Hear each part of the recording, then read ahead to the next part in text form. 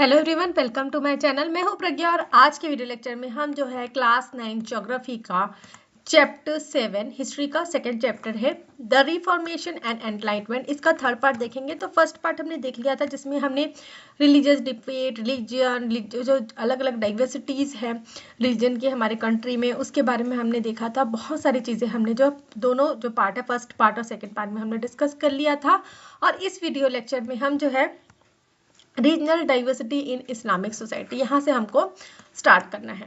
तो we learn earlier that Islam was born and spread in Arab countries. Prophet Muhammad united the warring Arab tribes under one God, preaching monotheism, brotherhood among all God's children and equality among them। तो हमने पढ़ा है कि इस्लाम जो है वो अरब countries में born हुआ था, मतलब इस्लाम अरेबियन कंट्रीज से आया था। तो इसमें जब एक ऐसा समय था जो अरब के जो ट्राइब्स थे, जो छोटी छोटी जनजातियां थी, वो एक दूसरे में मतभेद में थी। तो इस समय जो है प्रॉफेट मोहम्मद ने ये सब लोगों को एक साथ लेके आया। उन्होंने इन लोगों को समझाया कि एक गॉड होता है, प्रीचिंग मोनोथिज्म मतलब एक ही भगवान पे आस्था रखना, भाईचारा की बातें उनको समझाई और ये बताया कि हम भगवान के बच्चे हैं और हम सब इक्वल हैं। He strongly opposed worship of idol and symbols as well as the priest and their practice. Instead, he talked of reaching God through simple community prayers. तो उन्होंने क्या बताया? उन्होंने सबसे पहले तो अपोज किया, आलोचना की कि जो मूर्ति पूजन है, सिंबल पूजन है और जो प्रीस्ट वगैरह होते हैं, उनके प्रैक्टिसेस होते हैं, ये सारी चीज़ों का उन्होंने विरोध किया। उसके बाद उन्होंने क्या बताया कि हम भगवान को कैसे पा सकते हैं। सिंपल हमको कम्युनिटी प्रेयर करना है। कम्युनिटी प्रेयर मतलब एक साथ मिलजुल कर हमको क्या करने हैं, प्रेयर्स करने हैं, जिससे हम भगवान को पा सकते हैं। This religious idea led to rapid spread of Islam across Central Asia, Iran, Iraq, Egypt, North Africa, Spain and Turkey. तो ये जो इनके आइडियाज थे, प्रॉफेट मोहम्मद के जो रिलीजियस आइडिया थे, वो बहुत ही जल्दी जो है इस्लामिक कंट्री, जितनी भी सेंट्रल एशिया में जो कंट्रीज थे वहाँ पर फैलने लग गए। तो कौन से Iran, Iraq, Egypt, North Africa, Spain और Turkey. Simultaneously, these countries adopted Arabic as their literary and religious language. That's why Islamic civilization of that period is also known and also called the Arab civilization। तो साथ ही साथ में simultaneously मतलब साथ ही साथ में उन्होंने क्या किया, इस्लाम को अपनाया और अब अरबिक जो लैंग्वेज है उसको अपनी लिटरेरी मतलब बोलने और लिखने की भाषा के रूप में चूजा और रिलीजियस लैंग्वेज के रूप में भी चूज किया। इसलिए जो इस्लामिक सिविलाइजेशन है उसको हम अरब सिविलाइजेशन भी कहते हैं। By 1300 CE Islamic state spread from Bengal to Spain. अब 1300 के आते आते जो इस्लामिक स्टेट्स हैं वो बढ़ते बढ़ते कहाँ से चले गए, बंगाल टू स्पेन। बंगाल में भी लोग इस्लामिक अरब के लोग आ गए, स्पेन तक भी ये लोग फैल गए। Excluding India, Islam became dominant religion in most countries of the region, with Christianity and Judaism becoming minority faiths। तो सिर्फ और सिर्फ इंडिया को छोड़ के इस्लाम जो है हमारे आसपास की जो कंट्रीज है उसमें मेन रिलीजन बन गया और जो क्रिश्चियनिटी और जुडाइज्म है ये माइनर फेथ बन गए। But there was diversity in Islam as well. तो जब हम इस्लाम की बात करते हैं तो इस्लाम एक पर्टिकुलर रिलीजन नहीं है, इसमें भी अलग अलग सेक्ट्स होते हैं। जैसे कि हमने हिंदू रिलीजन में देखा था तो उसमें भी अलग अलग भगवान को मानने वाले, अलग अलग सेक्ट्स को मानने वाले लोग थे, अलग अलग विचारधारा को मानने वाले लोग थे। वैसे ही इस्लामिक सेक्ट्स भी काफ़ी सारे इस्लामिक सेक्ट्स हैं। तो इसमें all the Islamic sects accept Holy Quran as the word of God and Muhammad as the prophet who brought God's word to the people। तो सारे जो इस्लामिक सेक्ट्स हैं, जितने भी इस्लामिक सेक्ट्स हैं, वो होली कुरान जो है उसको अपना भगवान मतलब ये मानते हैं कि वो भगवान के उपदेश हैं और प्रॉफेट मोहम्मद को अपना गुरु मानते हैं, है ना, जिन्होंने भगवान के बारे में लोगों को बताया। However, many differences arose when questions such as following were raised: What is the meaning of Islam? What is the true meaning of Quran? What should we do? What should we lead our lives? What is the nature of God, etc. तो book को उन्होंने मान लिया, अपने गुरु को उन्होंने मान लिया, लेकिन इसमें बहुत सारे क्वेश्चंस आ रहे थे और इन क्वेश्चंस का सबके पास अलग अलग जवाब थे। तो इसलिए डिफरेंट सेक्ट्स क्या है, तो कैसे कैसे क्वेश्चन थे कि इस्लाम का सही मतलब क्या है, क्या उनको करना चाहिए और क्या कुरान में जो लिखा हुआ है वो सही है ना, कुरान की जो मीनिंग है, ट्रू मीनिंग क्या है कुरान का, क्या हमको करना चाहिए, क्या हमको करना चाहिए जिससे हम लाइफ अच्छे से जी सकें, ये बहुत सारे क्वेश्चंस। तो fundamental difference arose between Shias and Sunnis, तो इसलिए दो डिफरेंट कम्युनिटीज आए, Shias and Sunnis. After death of prophet does divine grace continue to rest with the descendants, और एक क्वेश्चन और था कि प्रॉफेट मोहम्मद के खत्म होने के बाद, उनके डेथ के बाद जो डिवाइन ग्रेस है जो लोगों के ऊपर आ रहा था, वो अब आएगा उनके जो डिसेंडेंट्स हैं, डिसेंडेंट मतलब उनके जो शिष्य हैं, क्या वो भी वही चीज को करने में सक्षम रहेंगे? Shias accepted prophets heirs as imams और religious leader of the Muslim, तो शिया कम्युनिटी जो है वो जो प्रॉफिट मोहम्मद के जो आगे के जो वंश थे या आगे के जो उनके डिसेंडेंट्स थे, उनको उन्होंने इमाम्स, एज अ इमाम्स या रिलीजियस लीडर के तौर पे मान लिया।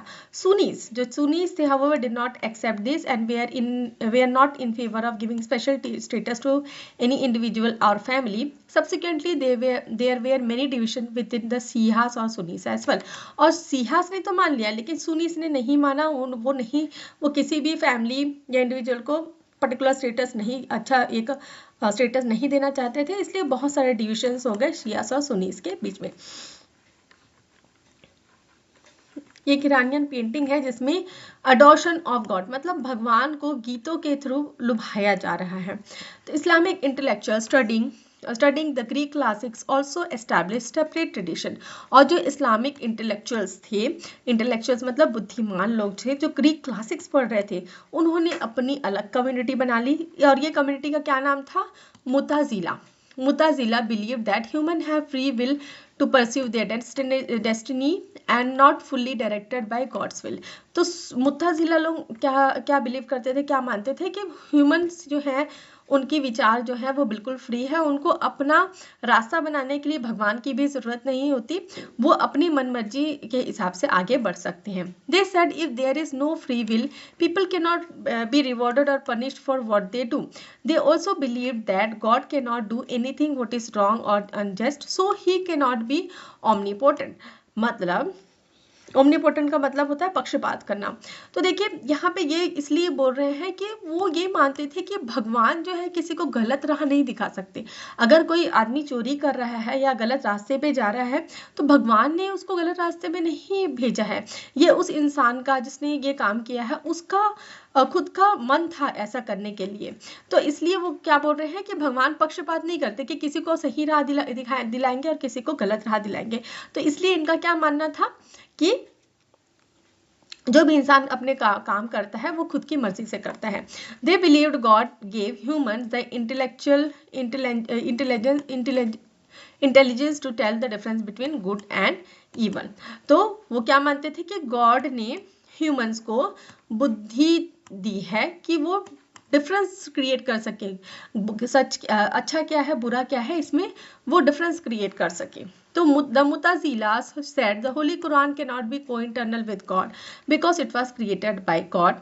So hence humans should not accept everything that is written in religious texts but use their reason and logic to guide their action. तो मुताजिला जो है वो कुरान को क्या बोलते हैं कि मतलब उसको एकदम मतलब भगवान का लिखा हुआ हम नहीं मान सकते क्योंकि it was created by God, ठीक है। और ह्यूमंस जो है अगर कोई रिलीजियस टेक्स्ट में लिखा हुआ है तो उसको आंख मूंद के उनको नहीं बिलीव करना है। तो यहाँ पे वो क्या बोल रहे हैं कि हर चीज का कुछ ना कुछ रीजन होता है, एक लॉजिक होता है जिसके अकॉर्डिंग ही हमको चीजों पे बिलीव करना चाहिए। They also believe that miracles are not possible because every substance in the nature has his innate qualities that do not change. तो ये भी मानते थे कि हर एक सब्सटेंस जो है नेचर में वो ये नहीं है कि मतलब वो अपने वंशज को पूरा अपना लेते हैं, अपने इनेट्स को पूरा अपना लेते हैं, इसलिए वो चेंज नहीं होते। Such arguments and logic were so controversial that they even considered as anti Islamic. और ये कुरान को अच्छे से नहीं मान रहे हैं, भगवान को अच्छे से नहीं मान रहे हैं, तो इनको एक टाइम पे एंटी इस्लामिक की उपाधि भी दे दी गई थी। The Karrami sects oppose the Mutazil Mutazilites, while the Asharian sects tried to reconcile the two opposing beliefs. तो अलग अलग सेक्ट्स यहाँ पे आए और हमेशा से हम देख रहे हैं तो डिफरेंट सेक्ट्स जो है वो एक दूसरे का अपोज करते ही हैं. बट देयर वेयर नो मौलवी और खलीफा और सुल्तान who declared what Islam really is. Islam did not have a final authority whose word could be accepted by its followers. People were free to air their views and argue for them to be accepted as true Islamic thought. Others could either reject or accept their views. तो यहाँ पे कोई particular एक मालवी नहीं थे, खलीफा नहीं था, कोई सुल्तान नहीं था जो कि ये एक्सप्लेन करे कि क्या इस्लाम रियली है. तो इस्लाम का एक फाइनल अथॉरिटी क्या हुआ कि अपनी मनमर्जी से पीपल लोगों को छूट थी कि वो अपने मनमर्जी से अपने व्यूज़ को रख सकते हैं, आर्ग्यू कर सकते हैं और एक्सेप्ट करते हैं जो भी उनको सही लगता है. Two influencers had an important role in the development of Islamic thought. तो इस्लामिक थॉट जो है उसके दो कारण हैं जिसके कारण जो है उनका बहुत ज़्यादा डेवलपमेंट हुआ. तो सबसे पहले है Greek philosophical and scientific text and spiritualities of Sufis. तो सबसे पहले रीज़न क्या है, Greek philosophical and scientific text जो उन्होंने पढ़े और स्पिरिचुअलिटी जो सूफी सेंस से उनके. The scholars who study Greek classic did not want to be restricted by the narrow religious thought. They emphasized logical reasoning, logical thinking, reasoning and scientific investigation. तो जो भी स्कॉलर्स है, स्कॉलर्स कौन लोग होते हैं जो ज़्यादा पढ़ाई लिखाई करते हैं, जो बुद्धिमान लोग रहते हैं, उनको स्कॉलर्स कहा जाता है. तो जो स्कॉलर्स है जो ग्रीक क्लासिक्स पढ़ते थे, ठीक है, हम यूरोपियन जो है ग्रीक क्लासिक्स ये सब जो है हमने फर्स्ट वाले चैप्टर में हमने बहुत अच्छे से देख लिया था. तो जो स्कॉलर्स ग्रीक क्लासिक्स पढ़ रहे थे तो उनका ये था कि जो रिलीजियस थॉट है उसको हम लोग को ब्लाइंडली बिलीव नहीं करना है, हमको एक लॉजिकल थिंकिंग है ना, अपने को सोचना है, हर चीज़ का रीज़न लेके आना है और साइंटिफिक इन्वेस्टिगेशन भी करना है. तो their investigation led to many development in human anatomy, medical sciences, mathematics, astronomy, alchemy. Apart from Greek classic, they also studies Chinese science, Indian mathematics, translating many books into Arabic. तो ये सारे points जो हैं हमने first chapter में भी देखे थे, जहाँ पे ये बताया गया था जो यूरोपियंस है वो ग्रीक जो यूरोपियंस है वो बहुत सारा नॉलेज जो है उन्होंने कहाँ से लिया, जो अरेबिक जो ये उन्होंने पढ़ा था वहाँ से उन्होंने नॉलेज है, इंडिया से भी उन्होंने नॉलेज लिया. तो ये सारी चीज़ें हमने फर्स्ट चैप्टर में भी पढ़ी है. तो यहाँ पे वही बताया जा रहा है कि बहुत सारे इन्वेस्टिगेशंस हुए जिससे ह्यूमन एनाटॉमी मतलब जो हमारी ह्यूमन बॉडी का जो स्ट्रक्चर होता है उसकी पढ़ाई को ह्यूमन एनाटॉमी कहा जाता है. मेडिकल साइंसेज में, मैथमेटिक्स में, एस्ट्रोनॉमी जो चांद तारे की हम पढ़ाई करते हैं उसे एस्ट्रोनॉमी कहा जाता है. एल्केमी एक ऐसा साइंस है जो अभी तो नहीं है लेकिन पहला हुआ करता था. तो ये क्या है, ये फोकस करता था कि कैसे हम लोहे को सोना बना सकते हैं. तो इसलिए ग्रीक क्लासिक के अलावा ये चाइनीज के जो साइंस है और इंडियन मैथमेटिक्स इनकी बुक्स को भी उन्होंने अरेबिक में ट्रांसलेट किया. A prominent Islamic scholar was Al Biruni. He lived in India for several years, around 1000 years ago, studying the available mathematical text and translating them into Arabic. तो ऐसे ही prominent मतलब एक बहुत ही मुख्य, एक प्रसिद्ध इस्लामिक स्कॉलर कौन थे, अल-बिरूनी बॉर्न 1973 और डाइड 1048 में. तो ये इंडिया भी आए कुछ हजार साल पहले. इन्होंने स्टडी की जो भी इंडिया के जो मैथमेटिकल टेक्स्ट थे और उनको अरेबिक लैंग्वेज में ट्रांसलेट किया. और वैसे ही एक अदर स्कॉलर कौन थे, इब्न सीना. इनका भी जन्म 1980 और मृत्यु 1037 में हुई. तो ये भी एक लीडिंग फिलोसोफर थे, फिजिशियन थे अपनी उम्र के. और his medical and philosophical work, और इनका जो मेडिकल और फिलोसफिकल वर्क था इसको यूरोपियन लैंग्वेजेस में ट्रांसलेट किया गया. And used to teach medicine until the beginning of modern age. तो इनकी बुक्स को ट्रांसलेट यूरोपियन लैंग्वेजेस में ट्रांसलेट करके वहाँ के लोगों को पढ़ाया जाता है, यूरोप के लोगों को पढ़ाया जाता है. तो आप सोच सकते हैं अरब कंट्रीज, इंडिया, चाइना, इनका जो नॉलेज है ये विश्व में, मतलब देखिए आप कितना नॉलेज था कि इनके नॉलेज को ट्रांसलेट कर करके दूसरे यूरोपियन कंट्रीज तक पहुंचाया जाता था. और अब ये देखिए कि यूरोपियंस जो है बाद में आके हमारे ही कंट्री में उन्होंने धावा बोला. तो क्या है ये, क्यों हुआ इस तरीके का. उसके बाद हम देखेंगे इब्न रशीद.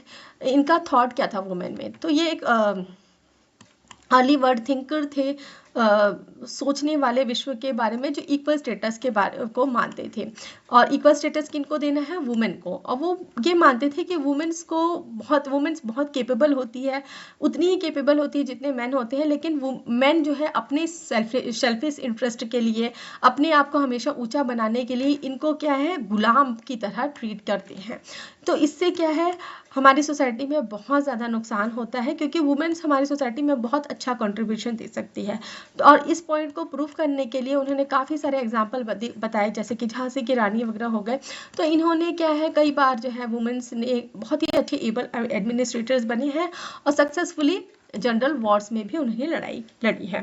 तो other Islamic philosophers who influenced European thought included the Iranian al Khwarizmi, तो ये भी थे, और इब्न रशीद थे जिनके बारे में हमने अभी देखा। स्पेनिश फिजिशियन, ये कौन थे, स्पेनिश फिजिशियन थे जिन्होंने कंटेम्प्रेरीज लिखे, जो बुक्स अरिस्टोटल और प्लेटो ने लिखे थे। तो इब्न रशीद क्या बिलीव करते थे कि it was not against religion for people to investigate the world around them. He said people could understand God with the help of science and rational thought. His philosophy clashed with the thinking of traditional Maulvis and Sufis. तो इब्न रशीद का क्या मानना था कि मतलब scientific thinking मतलब ये नहीं है कि हम भगवान के विरोध में हैं, लेकिन ये हो सकता है कि भगवान को बहुत अच्छी तरीके से समझने के लिए हमको साइंस और रैशनल थॉट की मदद लेने की ज़रूरत है। तो इनकी जो फिलॉसफीज़ है वो मौलविया, सूफीज़, इनके साथ क्लैश होती थी, क्लैश मतलब विवाद में रहती थी, लेकिन ठीक।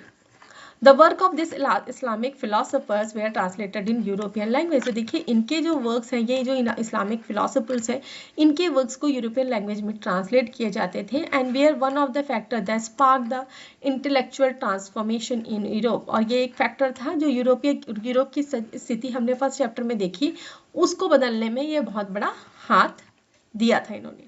However, what they said was different from Sufi preached. Sufi believed that the purpose of human life is to attain God, and with him they believed eternal love is only way to attain God. तो इसलिए जो ये Islamic philosopher थे, इनका जो कहना था, जो सूफी संत का जो कहना था, वो काफ़ी अलग था, इनकी सोच काफ़ी अलग थी। तो सूफी क्या बिलीव करते थे कि अगर आपको भगवान को पाना है, तो भगवान के साथ आपको रहना है, तो सिर्फ और सिर्फ आपको भगवान की भक्ति ही करनी थी। तो they saw rational thought, philosophy and investigate activities as barrier in the path of God. और जो सूफी सेंस है, उनका क्या मानना था, ये जो रैशनल थिंकिंग के बारे में हम बात कर रहे हैं, ये जो फिलोसफी के बारे में हम बात कर रहे हैं, और ये जो इन्वेस्टिगेशन एक्सपेरिमेंट्स के बारे में हम बात कर रहे हैं, ये क्या है, बाधा है भगवान के तक पहुंचने का। Sufi believed human could reach God with step by step devotion such as meditation and incantation. Some even believed that was not much distance or difference between humans and God. Many of them studied Buddhist and yoga literature and translated these works into Persian.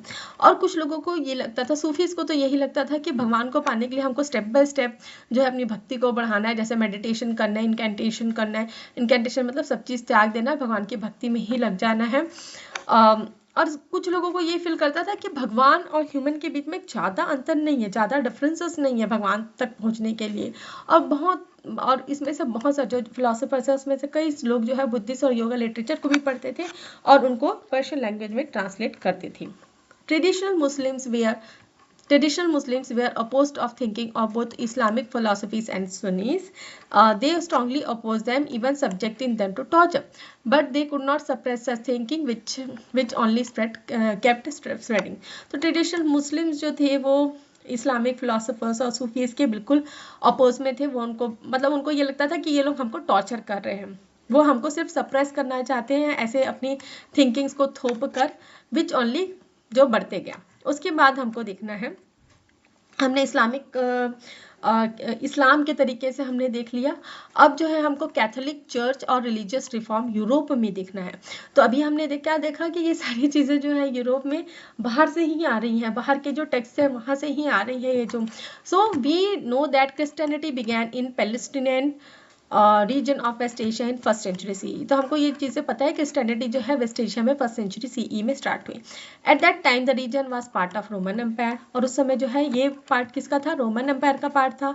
The new religion spread across Roman empire by third century and almost the entire population of Europe accepted Christianity by 8th century.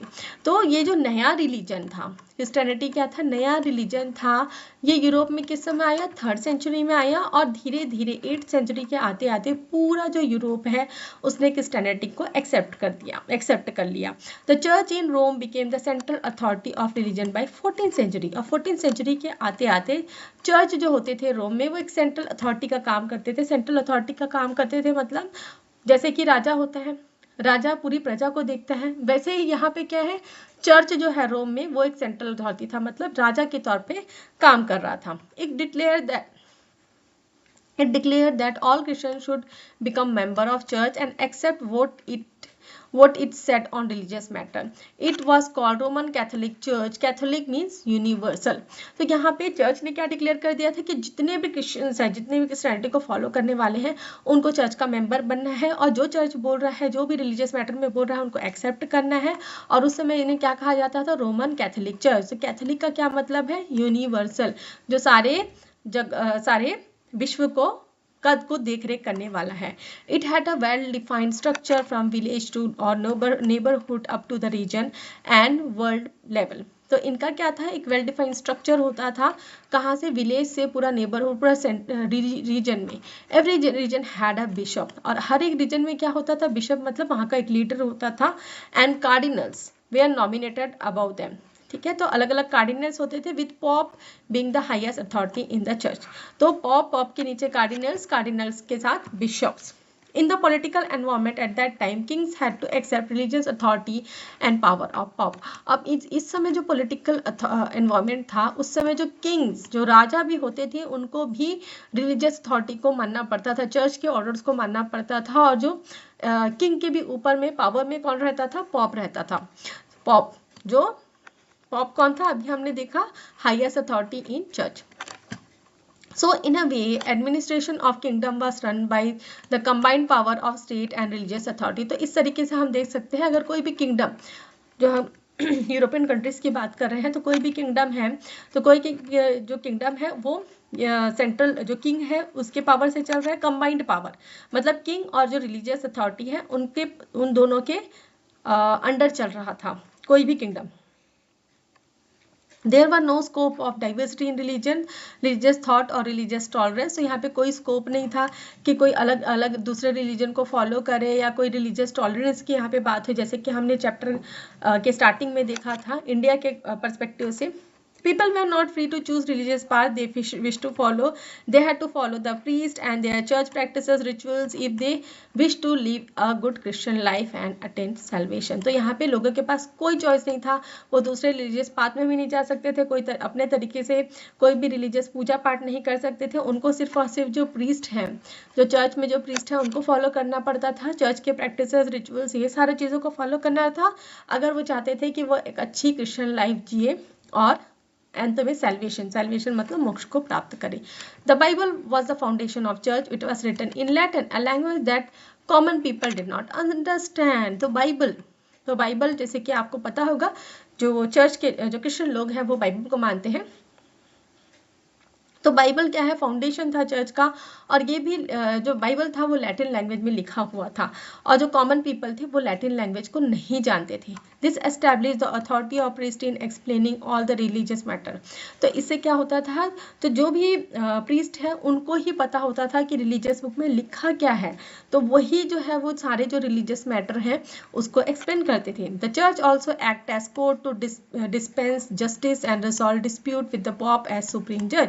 तो यहाँ पे court, जो church है वो ऐसा court भी act करता था, और जो कोर्ट है उसमें सुप्रीम जज कौन होते थे, पॉप, और पॉप ही फैसला करते थे अगर कोई डिस्प्यूट है, कोई लड़ाई झगड़ा है, क्या सजा देनी है, ये सारा काम जो है पॉप ही करते थे। तो यहाँ पे एक पिक्चर भी दी गई है, pop looking at the architecture drying of large building. तो यहाँ पे पॉप देख रहे हैं कि एक बिल्डिंग का आर्किटेक्चर बनना है, तो उनके अप्रूवल से ही वो बनेगा, तो इसलिए यहाँ पे वो उस चीज़ को देख रहे हैं। The church had acquired vast landed properties over the years that it managed like a feudal landowner.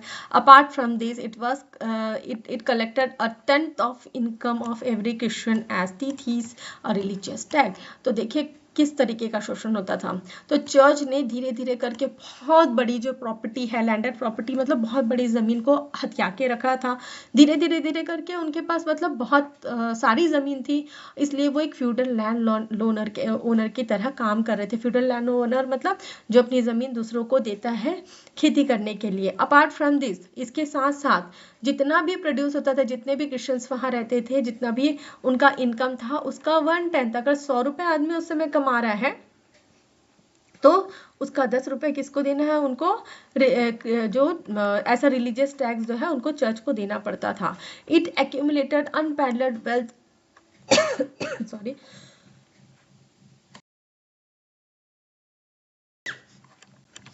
तो धीरे धीरे देखिए, एक्यूमुलेटेड मतलब जमा करना, तो बेशुमार, अनपैरेलल्ड मतलब जिसकी गिनती ना हो, जिसको मतलब जिसका लेखा जोखा ना हो, इतना उन्होंने वेल्थ क्रिएट कर लिया था।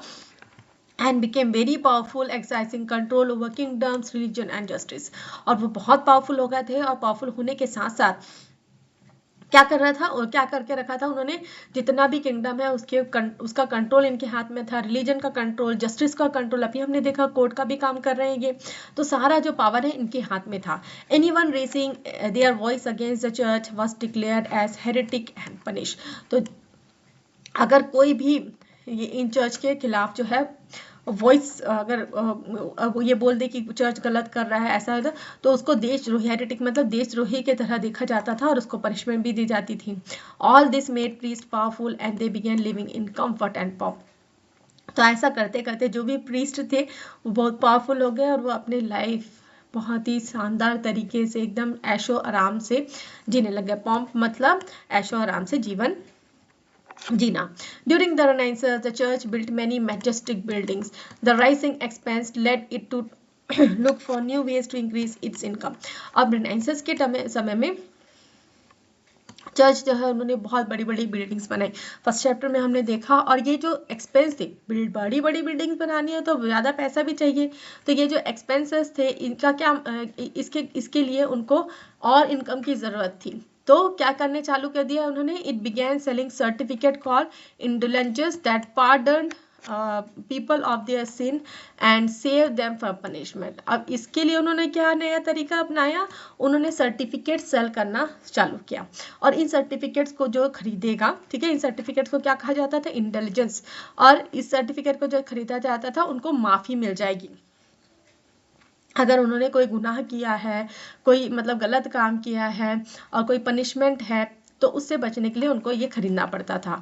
What was church basically said was, if you have committed a sin, you can gain a pardon by paying an amount to the church। तो ये क्या बोलते थे, अगर आपने कोई गलती कर दी है, कोई गुनाह कर दिया है, तो आप अमाउंट पे करिए चर्च को और आप अपने गुनाहों से मुक्ति, अपने पापों से मुक्ति पा लीजिए। The Pope will then forgive you. You can stand before God in heaven. You can present your pardon certificate for the final judgment। तो सी कैसी मतलब कैसी बात है, देखिए मतलब आप चर्च को पैसा देंगे, और जब आप मतलब जब आप भगवान के पास जाएंगे, मतलब हेवन में, स्वर्ग में आप भगवान के पास जाएंगे, तो आप भगवान के सामने खड़े हो पाएंगे, और वो आप अपना जो पार्डन सर्टिफिकेट है, ये जो सर्टिफिकेट है ये दिखाएंगे, तो आपको भगवान माफ़ कर देगा और आप फाइनल जजमेंट के लिए तैयार रहेंगे। सी So what we have read in previous chapter, how humanist philosophers like Aramus criticized many of the church theories, action and behavior they will call Christian humanist। तो हमने previous chapter में देखा कि कई सारे humanist philosophers थे, जैसे कि इरादमस, जिन्होंने क्रिटिसाइज किया, आलोचना की, ये जो चर्च की जो थ्योरीज थी, एक्शंस था, बिहेवियर था, इन्होंने आलोचना की, और इसलिए इनको क्या कहा जाता था, Christian humanist. They were not rebelling against church, but they were pleading for internal reform। It was during this time that the poor, their farmers, artisans joined the protest in large number। They opposed church oppressive practices and called internal faith and belief। तो धीरे धीरे लोगों को समझ में आया, ये जो फिलोसोफर्स थे, ह्यूमनिस्ट फिलोसोफर्स थे, ये चर्च के अगेंस्ट नहीं थे, लेकिन ये चेंज चाहते थे, internal reform, pleading for internal reform, मतलब वो चेंज चाहते थे। ये जो चर्च का नियम कानून ये गलत तरीके का था, इससे वो इजाद चाहते थे, इससे मुक्ति पाना चाहते थे। और इसी समय में क्या हुआ, जो गरीब तबके के लोग थे, जो फार्मर्स थे, किसान थे, आर्टिशंस थे, उन्होंने प्रोटेस्ट में, ये जो प्रोटेस्ट फिलोसोफर्स कर रहे थे उसको ज्वाइन किया। उन्होंने चर्च का जो ये ऑप्रेसिव बिहेवियर, ऑप्रेसिव मतलब ये जो शोषण करने वाला जो बिहेवियर है, प्रैक्टिसेस है, उनकी आलोचना की, उनको अपोज किया और इंटरनल फेथ और बिलीफ के लिए कॉल किया। The kingdoms of North Europe began challenging the power of Pope. The rulers of England, Germany, and other countries wanted to free themselves from the Pope control. They also had their eyes on church, landed properties, and wealth. In this situation, Martin Luther began a revolt against Catholic Church. तो यहाँ पे जो kingdom थे northern Europe का, वो challenge करना start कर दिया उन्होंने। जो पॉप के पावर्स थे और जो रूलर्स थे इंग्लैंड, जर्मनी और अदर कंट्रीज के, ये पॉप के कंट्रोल से मुक्ति पाना चाहते थे। तो इस और उनकी आंखें भी थी कि चर्च धीरे धीरे सिर्फ प्रॉपर्टीज बना रहा है, वेल्थ बना रहा है, ऐशो आराम से रह रहा है। और ऐसे सिचुएशन में मार्टिन लूथर, नाम आपने कभी ना कभी सुना होगा, शायद हमने इस क्लास में भी इनके बारे में पढ़ा है। तो मार्टिन लूथर ने एक रिवोल्ट चालू किया कैथोलिक चर्च के खिलाफ। तो मार्टिन लूथर के बारे में हमको जानना है और उनके रिफॉर्मेशन के बारे में जानना है। तो आई थिंक हमको यहाँ पे पॉज करना चाहिए, क्योंकि थोड़ा सा पार्ट तो बचा ही हुआ है, तो इसको हम नेक्स्ट वीडियो लेक्चर में कवर अप करेंगे। मैं आशा करती हूँ कि आपको वीडियो लेक्चर समझ में आया है। वीडियो लेक्चर समझ में आया तो वीडियो को लाइक शेयर करें, कमेंट करके बताएं कि वीडियो कैसा लगा है। और अगर आपको वीडियो लेक्चर्स बहुत लंबे लगते हैं तो लंबा होगा ही, क्योंकि चैप्टर्स ही लंबे हैं, इस पर मैं कुछ नहीं कर सकती। अगर मैं आपको बहुत स्पीड से स्किप कर करके भी समझाऊंगी तो भी आपको समझ में आने वाला नहीं है। तो मैं आशा करती हूँ कि ऐसे ही आप मेरे वीडियोस देखते रहेंगे। वीडियो को देखते हैं तो जैसा भी आपको समझ में आए कमेंट ज़रूर किया करें, ताकि मुझे भी समझ में आए कि मुझे कितना इम्प्रूव करना है, क्या इम्प्रूव करना है। Thanks for watching.